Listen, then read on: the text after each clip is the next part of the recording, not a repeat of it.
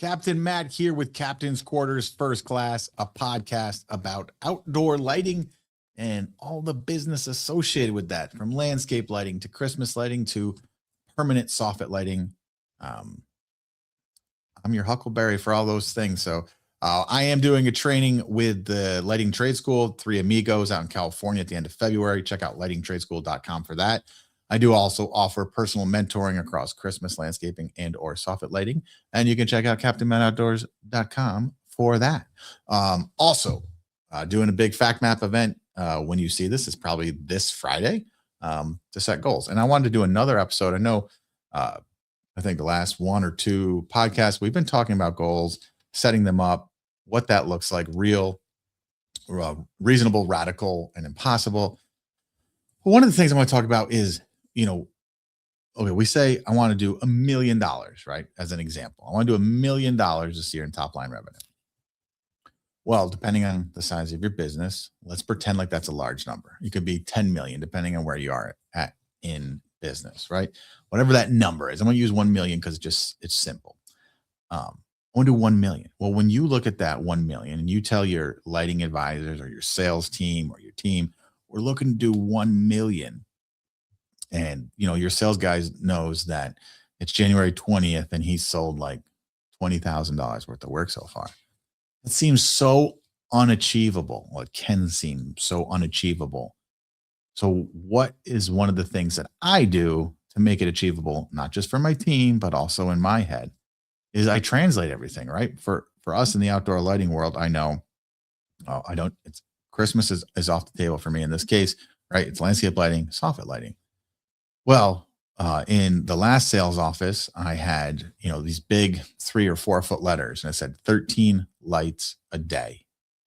That's it, right? Hey, what's our goal? Not $1 million, or anyway, that was $1.3 million from that salesman, $1.3 million target. Hey, Bill, I want you to do $1.3 million in sales. Or, Bill, I just want you to sell 13 lights a day. That's your goal. All your bonuses, all your extras are all based around 13 lights a day. Which one's easier? Which one's easier for someone to latch onto because they know it sounds achievable? It is the same exact thing for in that case, right? For what we had laid out at the time. 1.3 in top line revenue, $130,000 to the salesman is 13 lights a day. Right. That's what it related to. And you can do the same thing for soffit lighting or gemstones. Instead of saying I need to make, $35,000 or $40,000 a month in sales, how many gemstone jobs is that? Hey, I need to make, or permanent soffit lighting jobs is that? Hey, I need to do 7 sales, 7 gemstone jobs. All I need to do is sell 7 gemstone jobs a month. That's not even 2 a week. So you tell your team or yourself, your mind, I need to sell 2 permanent lighting jobs a week. That's it. That's what my goal is. Now I'm making up the numbers. I'm not saying that should be your goal. Your goal is yours. It needs to be personalized to you for your daily overhead and all that. That's another thing I do, right? I have my daily overhead number, right? I have the money game sheet is what I call it, right? It has the money that's in the bank accounts, receivables, which means money that's due into me, whether that's, I've already taken a deposit and I need to finish the job, or maybe there's a refund coming from insurance company or whatever the case might be. Then I have payables. That's money that I owe other people with. Maybe I have a net 30 with, the manufacturer on lighting. So I might not pay it right when I order it. So it's a payable. And I don't want to forget that I owe that money. And then so my main sheet pulls all that together, right? It says, this is what you have in your bank accounts. This is what you have in your war chest. This is what the money that people owe you still. This is the money that you owe other people still. And then the next line is leftover, money left over. And then for me, I like to do it by month. How many months will I stay in business if I make 0 sales based on my current real life actual numbers, right? So because I know for my daily operating, I also have a tab. Everything I pay goes on there, right? From the seltzer that I buy, to my insurances, to admin payroll, admin salary, taxes, all that jazz, right? So I know all that, what it cost me a month, what it cost me a year, and then my daily. And my daily is based on 190 operating days. You don't have 365 operating days, right? This is where you can really get killed. You got to keep in mind that there's not only other weekends, and there's holidays, and there's rain days, depending on where you live, there's snow days. There's all these things that are going to happen that are you are not actually going to be in the field producing revenue. And when I say you, I mean you and or your team. So for me, with my weather and everything like that, 190 days is my goal. So basically what it does is it takes all the money that I'm going to spend in this year for my operating expenses, and it divides it by 190 basically. So I know that every day this is my number. So when I'm looking at a job, I don't need to say, oh, I charge this much per fixture, or I need to charge this much per foot. I know what my true minimum is, what my actual cost is, because the cost on the job is different than just product and labor for that job. During that day, you are not doing something else. So that day, that job has to pay for the daily operating expense of that day. Plus, every job we do, we need to actually make a profit. That's why we are in business. So that job needs to pay the daily operating, it needs to pay the materials for the job, it needs to pay the labor for the job, and it needs to pay the profit for the day. So I know when I look at a job, I know what my minimum is. So that is my bare minimum, what I'm willing to do a job for if I need to work it, right? Oh, it's a little bit slower. I need to get a job in. I still know instantaneously what that number is. There's no guesswork, right? I know, okay, well, maybe I can make $500 today instead of 1,000, or maybe I can make 1,000 instead of 2,000, or maybe, you know what, I really want this job. I like the location. I'm banking a lot on that producing additional referrals. Okay, I'm just going to break even, but break even is not material cost. Break even is daily operating, break even is materials, break even is labor for the day. That is a true break even, right? Because if you do a break even, I see it happen all the time. Guys do a break even job that they say, but all they did was actually charge for materials. Well, that's not a break even job. That you are literally paying that person to do that job. You are guaranteed losing money. You are offering to do that job and literally help them pay for it, right? So keep that in mind. You do have to pay somebody, whether that's you or a team member, to do the job. And then there's some sort of cost associated with doing that job outside of actually being on their lawn. There's insurance. There's all of these things. It has to be covered. No, none of your clients want you to go out of business. They want you to stay in business. Right? Any contractor you ever hire, you want them to be in business. So if there's ever any issues or you want to add on anything like that, they'll still be there. So I don't want my contractor losing money on every job. I remember when I had my marketing company and I was working with a local float center, right, for marketing, hired me on, and we're going to run a sale. He said, "Hey, I want to run a sale," and I asked him, "Well, what are your numbers? What can that sale be?" And he said, "Well, take off $20 or something like that." And I said, "Okay, will you still make money on that?" And he didn't know the answer. So I said, "Hey, let's do this. Get me all of your bills, right? Give me everything you pay. What do you need for this? What do you need for that? What it takes you to operate that room for 1 hour." And so I ended up helping him, sitting alongside of him, and we built this out. And we found, even at his normal price that he was charging every day, he was losing $5. And he said, "Wow, this really makes sense of why my account really never goes up. It only goes down a little. It never goes up." And that's because in his mind, right, it made sense. That price is what other people were charging. And it's like, yeah, that seems good. $90 for an hour. That seems legitimate. That seems, good. But then when we took all the costs, now, of course, we can do some cost cutting measures, all that jazz. But before you even dive into that, what are your true costs right now? What's your ferry numbers, right? That's all the fairy dust of, well, I can cut this, I can cut that. I don't care if you can cut that until you do. What is your actual numbers? Because that's what matters.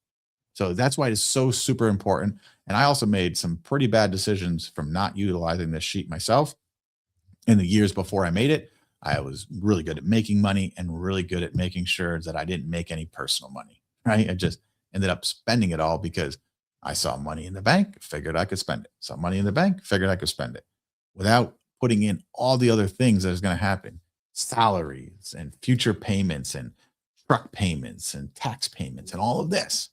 Now, when I harp on captain's crew members, uh, money Mondays, doesn't matter if it's Monday or Tuesday, but as long as it's every week or every day, it's not about just operating only from that, but that's your baseline. That's your quick whoop. It's not your bookkeeper, it's not your accountant, but it's a quick, hey, I can check the health of my company super fucking fast. And what's my minimum?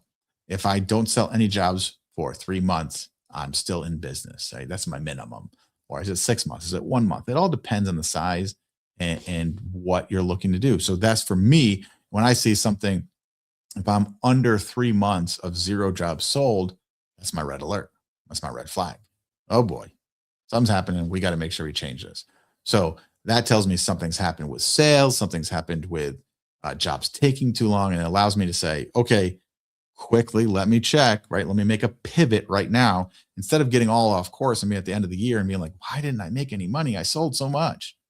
Well, now it's, oh, wait, what happened? Now I can tweak it in course. So if I was aiming for here, oh, I can't do it on the camera. It's all backwards. If I was aiming for here, right? And I'm going, my line was this. Well, not tracking anything, I can end up way down here. Or maybe I start going there, but because I'm tracking, I'm looking at, oh, I'm going to correct. Oh, I'm going to correct. Because that's realistically, it's never this. It's never a straight line up. It's a, oh, correct. Oh, correct. Oh, correct. Oh, I figured it out. Oh, broke it. Oh, figured it out. That's realistic. And you can't do that when you're only reviewing by the quarter and you're only reviewing by the year. You have to be able to pivot and keep at least a quick pulse of the company that you can reference every week, every day, just to know where you're at. So anyways, take what you're looking to make. What is your top line number, right? Well, forget about that. That's a whole nother score. But pretend, because that's what everyone says. I want to make this, even though it's not based in fucking reality. And it's not based on anything meaningful, just a number that sounds good. How do I know? Because I did the same thing. But you should have, okay, this is what it cost me to run my business. Okay. This is where I want to be. I want to make personally this much money. Okay. Well, now we can reverse engineer that. How many soffit lighting jobs is that? How many landscape lighting fixtures is that? How much Christmas money is that? Super easy to figure out when you have a real solid, not a fairy dust goal. This is what I need. This is what I need. This is what I want. This is what I really, really, really, really want. Right? But you can base it off of those and have actual numbers. So instead of telling your team or your own mind, because our minds are just huge battlefields, instead of saying I need to make 1 million, hey, I need to sell 13 lights a day. Hey, I need to install 20 lights a week. Hey, I need to sell 8 soffit lighting or gemstone lighting jobs a month. Right? It's so much easier to achieve in your mind. And it's so much easier for you to look at and course correct. Now, I'll also say, like for me, right, it's not just something so black and white, this many jobs this month, because I have to be honest. There's a seasonality. Not that work is dead, but there's seasonality pickups and bumps along the way, right? So springtime is a bump, summertime is a bump, fall is a bump. Christmas time, if you're in the Christmas light industry, it's a to the moon, right? And then first quarter, okay, we're gonna die off a little bit. It's not anything besides we know it's going to happen, so we plan for it. I'm not going to say I want to sell 10 gemstone jobs in January if that is not reasonable. Is it reasonable? Could be. Maybe it's not. Depends on you. Depends on you on what you put into it. So, for me, right, my Marches and my Aprils minimums look different than my January and February minimums in terms of this is how many I want to do, because I have to be realistic. Here's my overall goal. How do I get there? Well, it's not as easy as it's this much every single month, because that's not being honest with myself of the seasonalities of what happens in our industry. So for me, I just ramp it up and I make it make sense. So maybe it's, I'm just use easy thing, right? Maybe it's, I need to do 100 gemstone jobs this year, right? So I could do that across all 12 months, or you know what? I should do a weighted thing where summer is heavier than January and fourth quarter is heavier than all the others, right? So be realistic and be honest, but it all starts with knowing your numbers and then putting your goal and putting what you actually need to do in a way that your brain can accept it easily and not always argue with it. Because I'm going to tell you right now, when your goal is like 1 million and you're 2 or 3 months in and you're at like 100,000, that can be such a self-defeating thing that you ensure that you never go further. But if you've already been honest about your seasonality and all that, and you break it down to this is how many jobs I need to sell, it's just so much more manageable for your mind to handle and achievable in your mind, right? Hey, man, I need to sell 10 jobs. That's it. All I need to worry about. Fuck everything else. Right now we're in January. This is what I need to do. December doesn't matter. February doesn't matter. This is what I need to do this month. Now, please note, I'm not saying those months don't matter, but I'm saying for your sales velocity, this is what I need to do this month, regardless of what happened last month and regardless of what's going to happen, the next month or last month. So do that, do it up. What's your 13 lights a day? What's your 8 gemstone jobs a month? What is it for you that makes sense, that allows you to fuel the fire inside of you and not get overwhelmed and defeated by some big number? Take that big number, make it feel easier. Watch how much easier it actually makes it for you to achieve. Anyways, this has been Captain Matt at Captain's Quarters First Class, podcast about outdoor lighting businesses all across the country. Let's go. Captain's Crew. You can check it out, captainmattoutdoors.com. Y'all have a great week. Go make some damn money.